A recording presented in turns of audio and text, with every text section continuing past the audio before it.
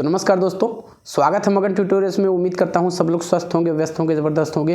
दोस्तों, ये विश्वास नहीं हो रहा है कि माननीय सुप्रीम कोर्ट ने झारखंड हाई कोर्ट के फैसले को पलट दिया है और इस समय जो सीटेट पास हमारे भाई हैं, अभ्यर्थी हैं, वो किस दोराहे पे खड़े हैं, किस अनिश्चितता से गुजर रहे हैं, इसका अंदाज़ा तो उन्हीं को है। लेकिन हम भी ये दुविधा समझ सकते हैं और ये चीज़ें हुई क्यों, इस पे हम लोग थोड़ी सी बातचीत करेंगे। सबसे पहले तो मैं आपको ये चीज़ कहूँ कि मुझे पर्सनली ये कतई उम्मीद नहीं थी और मैंने वीडियो पे तमाम आपसे कहा भी था कि फैसला सीटेट के फेवर में ही आएगा। हो सकता है कुछ टर्म्स एंड कंडीशंस लगाई जा सकती हैं और टर्म एंड कंडीशंस से मुझे एक चीज़ याद आ गई कि जिस तरह से राज्य सरकार ने अलाउ किया और 3 साल के अंदर एक बाउंडेशन लगा दिया, वो चीज़ भी कहीं न कहीं सीटेट के विरोध में गई। तो फैसला मूलतः किस आधार पे आया है और अब आगे की रणनीति क्या हो सकती है, क्या रिव्यू से कोई राहत मिल सकती है, तो इन सारी चीज़ों पे हम लोग पॉइंट दर पॉइंट बातचीत करने वाले हैं आज की इस वीडियो में। सबसे पहले देखिए, मैंने आपसे कई बार कहा था कि राज्य सरकार के पास ये पावर है कि वो किसको लेना चाहती है, किसको नहीं लेना चाहती है। विशेषकर यदि टेट और सीटेट के संदर्भ में यदि बात की जाए तो राज्य सरकार के पास ये पूरी छूट है। और ये मैं नहीं कह रहा हूँ, जो एनसीटी गाइडलाइन है वो कहती है कि राज्य सरकार अपने अकॉर्डिंग जो छूट देना चाहती है, सीटेट को शामिल करना चाहती है या नहीं करना चाहती है, ये उसके विवेकाधिकार पे है। वो चाहे तो कर सकती है, नहीं भी कर सकती है। तो आप लोग ने देखा भी होगा कि कई राज्यों में सीटेट मान्य है। जैसे हम यूपी और बिहार की बात करें तो यहाँ पे मान्य है, राजस्थान जैसे राज्य हैं तो वहाँ पे सीटेट को अलाउ नहीं करती है वहाँ की राज्य सरकार। लेकिन यदि वो चाहे तो अलाउ कर सकती है, लेकिन उसके लिए एक प्रोसीजर है। अब झारखंड सरकार ने तो आओ भैया तुम भी दे लो, आओ भैया आप भी शामिल हो जाओ। अब इसके मूल में यदि हम कहें तो क्या है, केवल वोट बैंक की राजनीति।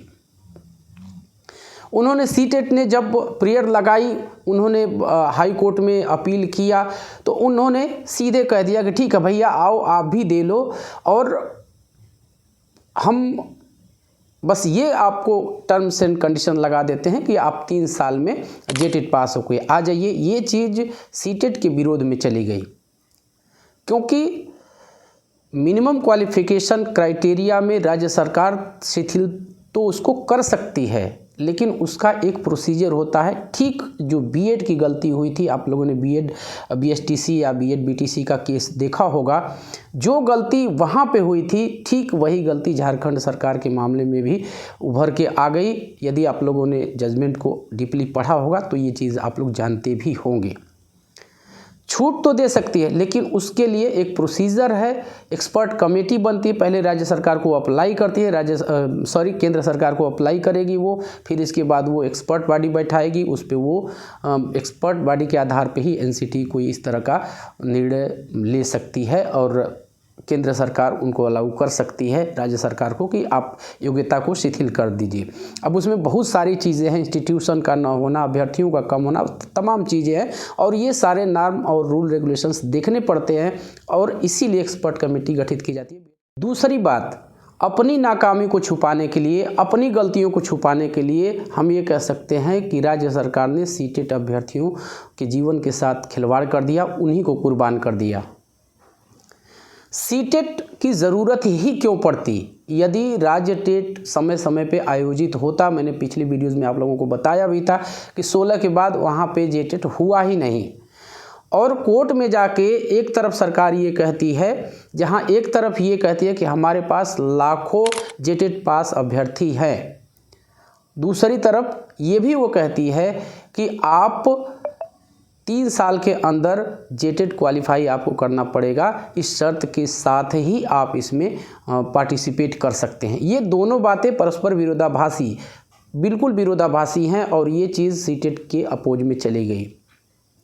मैंने आपसे शुरू में ही कहा कि हर चीज़ का एक प्रोसीजर होता है और एक राज्य सरकार का लेटर नहीं था जिसमें सरकार केंद्र सरकार से ये प्रेयर करती कि हम सीटेट को शामिल करना चाहते हैं और उसमें यदि ये मेंशन होता तो और अच्छा था कि किन्हीं कारण बस हम सीटेट जो जेटेट है वो कराने में असमर्थ है, इसलिए हमें इसमें शिथिलता दी जाए और इस तरह से यदि अप्रूवल लिया जाता, उस तरह का लेटर होता, तो शायद सीटेट को आज ये दिन नहीं देखना पड़ता। लेकिन ये भी नहीं हो पाया। बहुत सारी चीज़ें हैं दोस्तों, लेकिन हमें जो लगता है एक और इसमें लूप होल था, और वो था गेम के बीच में रूल चेंज कर देना। ये बात सही है, और कई जजमेंट का हवाला भी माननीय सुप्रीम कोर्ट में उसमें दिया है कि आप एक बार विज्ञापन जारी कर देते हैं और उसमें जो योग्यता निर्धारित कर देते हैं, उसमें बीच में आप उसको बदल नहीं सकते। और इसी आधार पे तमाम राज्यों में इस तरह के डिसीजन भी आए हुए हैं। तो ये भी हम एक लाइन में यदि ये कहना चाहें तो राज्य सरकार की गलतियों का खामियाजा आज सीटेट अभ्यर्थी भुगत रहा है, और उसका जीवन बर्बाद होने की कगार पे है या हो चुका है। एक तरह के कमेंट आते रहे हैं आप लोगों के कि क्या ये इसी वैकेंसी में है या फिर आगे भी सीटेट को मौका नहीं दिया जाएगा। देखिए, अभी जो ये माननीय सुप्रीम कोर्ट का फैसला आया है वो वर्तमान ऑनगोइंग वैकेंसी के लिए ही है, जिसका नोटिफिकेशन 2023 में आया था। लेकिन अब ये आगे भी कंटिन्यू रहने वाला है। अगर बीच में सरकार कोई अप्रूवल लेके सीटेट को शामिल करवाने के लिए कोई पहल, कोई केंद्र सरकार से अप्रूवल नहीं लेती है, तो आप ये मान सकते हैं कि आगे भी सीटेट जो सहायक आचार्य भर्ती परीक्षा है उसमें शामिल नहीं हो पाएगा। यदि बीच में सरकार कोई इस तरह का अप्रूवल ले आती है, चाहे वो ये कहे कि हमारे पास जेटेट अभ्यर्थी पर्याप्त नहीं है या डीएलएड पास ही अभ्यर्थी पर्याप्त नहीं है, तो कोई कंडीशन दिखा करके और उस तरह का रिलैक्सेशन केंद्र सरकार से वो लेके आती है, तो फिर दोबारा से भी सीटेट शामिल हो सकता है। लेकिन मेरी एक पर्सनल राय आप लोगों से मैं बताना चाहूँगा, कहना चाहूँगा कि आप लोग यदि होता है तो यही तो विडंबना है कि यदि, और विशेषकर हम ये कहें तो सीटेट के अभ्यर्थी क्यों गए थे?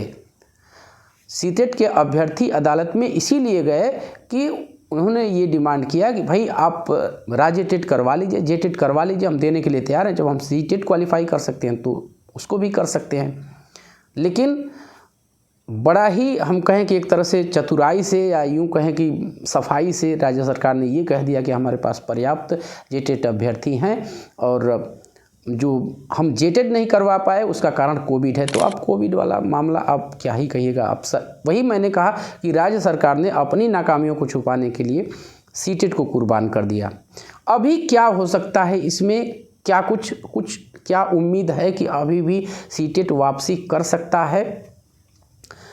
तो देखिए, कभी भी हिम्मत तो नहीं हारनी चाहिए। और एक मुद्दा मैं आप लोग को बताता हूँ, NIS DLED का, जो भाई मुझसे जुड़े होंगे उनको पता होगा कि वो केस भी हाथ से निकल चुका था, और NIS से जितने भी अभ्यर्थियों ने DLED किया हुआ था उनको बाहर कर दिया गया था PRT रिक्रूटमेंट से। लेकिन वो जो केस था वो मामला रिव्यू में पलट गया। तो कमेंट आप लोग के इस तरह के हैं कि क्या रिव्यू में जाना चाहिए, तो बिल्कुल जाना चाहिए रिव्यू में। हम भी इस चीज़ को कहेंगे, क्योंकि उम्मीद नहीं छोड़नी चाहिए जहां लगता है कि असंभव है। तमाम देखिए, हम सारी चीज़ें नहीं समझ पाते हैं। ऐसी कानून की पेचीदगियाँ होती हैं, ऐसी बारीकियाँ होती हैं जिनको आधार बना के इस तरह का फैसला जो है चेंज करवाया जा सकता है। और आप उदाहरण के लिए NIS DLED का मामला देख सकते हैं, उसमें फ़ैसला लास्ट टाइम 10 दिसंबर 24 में चेंज हो गया। तो यहाँ भी एक विकल्प खुला हुआ है। हाँ, ये हम कह सकते हैं कि माननीय सुप्रीम कोर्ट ने जो फैसला दिया है वो तथ्यों के आधार पे ही दिया है, और सरकार की गलतियों को अब वो नज़रअंदाज नहीं कर सकती।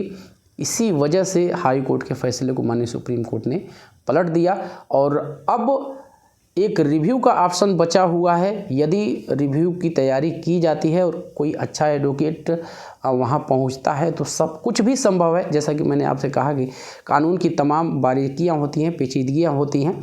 तो इस तरह का यदि कोई इस तरह की पहल होती है तो बिल्कुल संभावना और उम्मीद हमें रखनी चाहिए कि फैसले में कोई चेंज हो सकता है।